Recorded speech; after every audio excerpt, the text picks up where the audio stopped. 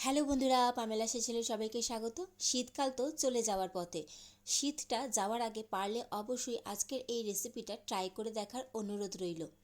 আজকের এই খাবারটা খেতে এতটাই অসম্ভব সুন্দর হয় যে তোমরা যদি ট্রাই না করো আমি কিন্তু এর স্বাদ তোমাদেরকে একদমই বোঝাতে পারবো না।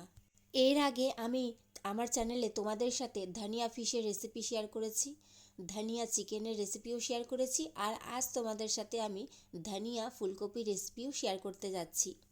ভিডিওটা প্রথম থেকে শেষ পর্যন্ত দেখার অনুরোধ রইল। চলো তাহলে কথা না বাড়িয়ে শুরু করা যাক আজকের রেসিপি, ড্রাই ধনিয়া ফুলকপি। ধনিয়া ফুলকপি বানানোর জন্য আমি এখানে ফুলকপি কেটে নিয়েছি, ছোট ছোট টুকরো করে সরু সরু করে কেটে নিয়েছি। সবার প্রথমে আমি ফুলকপিটা সেদ্ধ করে নেব, মানে একটু ভাপিয়ে নেব। ভাপিয়ে নেওয়ার জন্য আমি কড়াতে জল গরম করতে বসিয়ে দিয়েছি, আর জলের মধ্যে সামান্য একটু হলুদ গুঁড়ো আর সামান্য একটু নুন দিয়েছি। এতে ফুলকপির মধ্যে কোনো রকম পোকা থাকলে সেটাও বেরিয়ে যাবে আর ফুলকপিটাও সেদ্ধ হয়ে যাবে। তো আমি 10 মিনিটের জন্য ফুলকপিটা ভাপিয়ে নেব।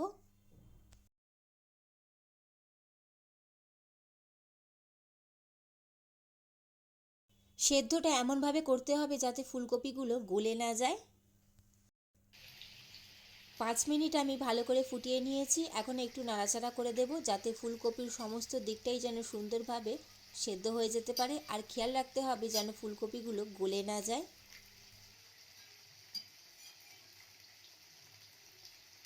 আমি আবার 5 মিনিটের জন্য এটা ঢাকা দিয়ে ভাপিয়ে নেব। আরও 5 মিনিট আমি ভাপিয়ে নিয়েছি, আর এই সময় ফুলকপিটা সমস্তটাই ভালো করে সেদ্ধ হয়ে গেছে, একটাও কিন্তু ভেঙে যায়নি। এখন আমি গ্যাসের ফ্লেমটা অফ করে ফুলকপিটা জল ঝরিয়ে নেব। সমস্ত জল ঝরিয়ে আমি ফুলকপিটা দেখো তুলে নিয়েছি আর জলটা ফেলে দিয়েছি। এখন মিক্সার জারের মধ্যে আমি কয়েক কোয়া রসুন আর আদা কুচি নিয়ে নিয়েছি। এর সাথেই আমি ঝাল অনুযায়ী কাঁচা লঙ্কা দিয়ে দিচ্ছি, আর এর সাথেই এক মুঠো মতন ধনেপাতা আমি দিয়ে দেব। আর এটা কিন্তু জল ছাড়া ভালো করে শুকনো একটা পেস্ট বানিয়ে নিতে হবে, কোনো রকম কিন্তু জল অ্যাড করলে চলবে না। জল ছাড়াই দেখো আমি একটা শুকনো পেস্ট বানিয়ে নিয়েছি। যেহেতু আমি শুকনো মানে ড্রাই ধনিয়া ফুলকপি বানাচ্ছি, তাই জল ছাড়াই আমি এটা পেস্ট করে নিয়েছি। অন্যদিকে কড়াইতে আমি তেল গরম করতে বসিয়ে দিয়েছি, আর এর মধ্যে আমি একটু গোটা জিরে দিয়ে দিয়েছি, আর এর সাথেই এক মুঠো মতন পেঁয়াজ কুচি দিয়ে দিচ্ছি। আর পেঁয়াজটা আমি অর্ধেক ভাজা করে নেব। এই ড্রাই ধনিয়া ফুলকপিটা পারলে বাড়িতে অবশ্যই একবার ট্রাই করে দেখো। বানানোটা খুবই সহজ, দেখতে যতটা সুন্দর খেতে কিন্তু গরম ভাতে ততটাই সুন্দর লাগে। এদিকে পেঁয়াজটাও দেখো অর্ধেক আমি ভাজা করে নিয়েছি। এখন ধনেপাতা, আদা, রসুন, কাঁচা লঙ্কার যে পেস্টটা বানিয়ে রেখেছিলাম শুকনো, সেটা আমি দিয়ে দিচ্ছি পুরোটা। এখন 1 মিনিট মতন আমি ধনেপাতার সাথে পেঁয়াজটা কষিয়ে নেব। আমার চ্যানেলে আরও অনেক রেসিপি আছে বন্ধুরা, তোমরা চাইলে সেগুলো দেখে নিতে পারো। ভালো লাগলে অবশ্যই আমার চ্যানেলটি সাবস্ক্রাইব করে আমার পাশে থেকো।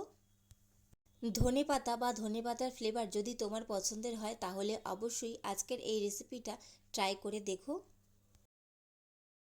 1 মিনিট আমি ভালো করে কষিয়ে নিয়েছি। এখন এর মধ্যে আমি পরিমাণ মতন নুন আর এর সাথে সামান্য একটু চিনি দিয়ে দিচ্ছি।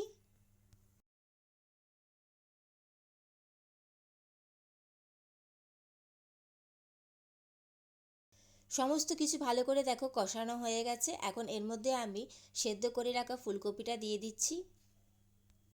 এখন ফুলকপির সাথে ধনেপাতাটা ভালো করে হাতে সময় নিয়ে মিশিয়ে নিতে হবে, যাতে প্রত্যেকটা ফুলকপির কোনায় কোনায় যেন ধনেপাতাটা মিশে যেতে পারে। ফুলকপিটা দেখো সমস্তটা ধনেপাতার সাথে সুন্দরভাবে মিশে গেছে, আর দেখতে পুরো সবুজ। এখানে কিন্তু কোনো রকম হলুদ বা লঙ্কার গুঁড়ো ব্যবহার আমি কিন্তু করিনি। ভাপানোর সময় আমি একটু হলুদ গুঁড়ো ব্যবহার করেছিলাম, ওটা ছাড়া কিন্তু আমি আর কোথাও হলুদ গুঁড়োর ব্যবহার করিনি। আর যেহেতু এটা সবুজ ধনেপাতা, তাই হলুদ গুঁড়ো বা লঙ্কার গুঁড়ো ব্যবহার করলে কিন্তু কালারটা নষ্ট হয়ে যাওয়ার সম্ভাবনা থাকে। এখন আমি 2 মিনিটের জন্য এটা ঢাকা দিয়ে একটু কষিয়ে নেব। এখানে যেহেতু আমি জলের ব্যবহার করিনি, তাই গ্যাসের ফ্লেমটা কিন্তু লোতে রেখেই আমি পুরো রান্নাটা করেছি। গ্যাসের ফ্লেমটা হাইতে রাখলে কিন্তু ফুলকপিটা বা ধনেপাতাটা কিন্তু কড়াতে লেগে যাওয়ার সম্ভাবনা থাকে। আর দেখো 5 মিনিট আমি সমস্ত কিছু ভালো করে কষিয়ে নিয়েছি।